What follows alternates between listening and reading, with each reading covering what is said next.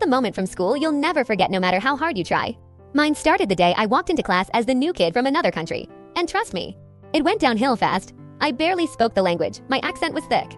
And the first kid to hear me talk whispered, loud enough for the whole room, "Bro, sounds like a broken GPS." Everyone laughed. But it gets worse. I wanted to disappear. Every word I said came out wrong. Kids mocked how I pronounced simple things. Some even repeated my sentences back to me but twisted and exaggerated. The teacher. She just said, "You'll catch up eventually," and moved on. But I didn't want to catch up. I wanted to stop feeling stupid every time I opened my mouth. And here's where everything changed. One day after class, I stayed behind. I asked the teacher for help, but she sighed and said she didn't have time. A group of the bullies heard her and laughed as they walked out. That moment hurt, but it also flipped a switch in me. If nobody was going to help me, I'd help myself. So I made a decision I'd never forget. I'd learn the language on my own, no excuses.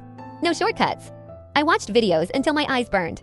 I practiced pronunciation with apps, cartoons, anything I could find.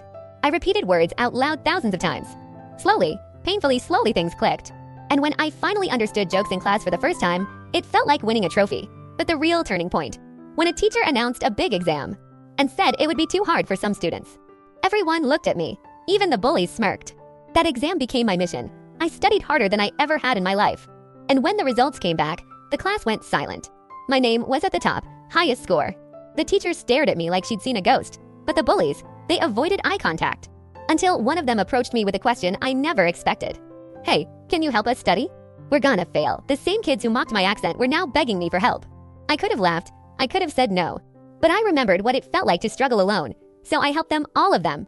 And the day they passed the final exam, I realized something huge. I didn't just learn a new language.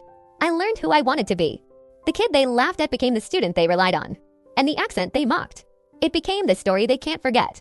Sometimes the thing that makes you different is exactly what makes you strong. They never saw it coming. Honestly, neither did I.